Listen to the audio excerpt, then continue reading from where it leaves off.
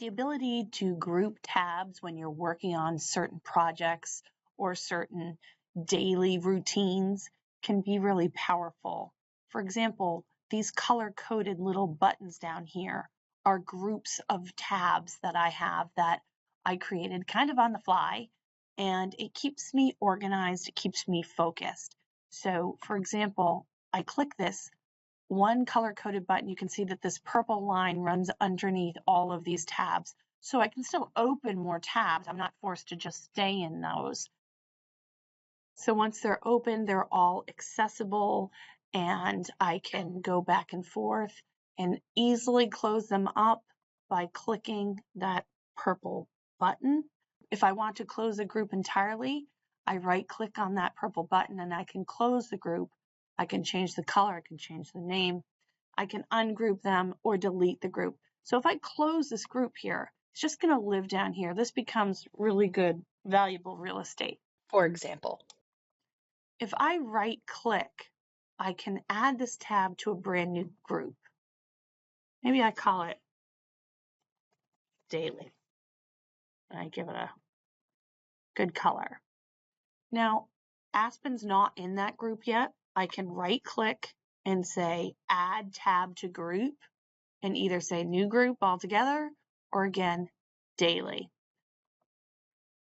So this can just live up here. It doesn't take up too much room, and I can have even my calendar and my email, things that I don't want open all the time, but I really use often.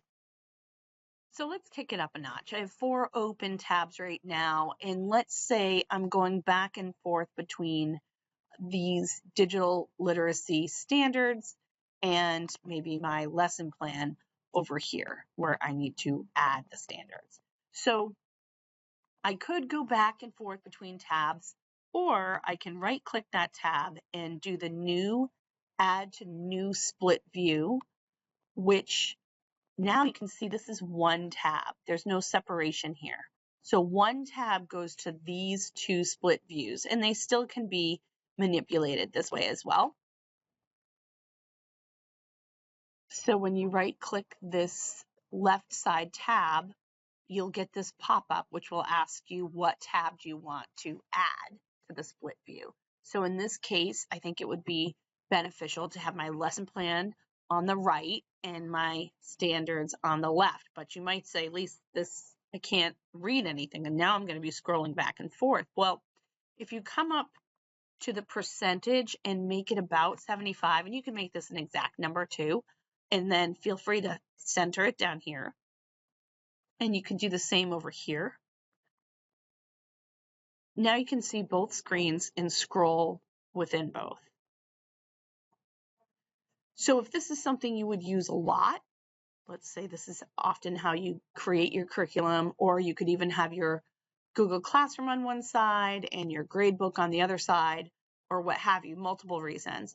Now you can right-click this split tab and we can make this a new group.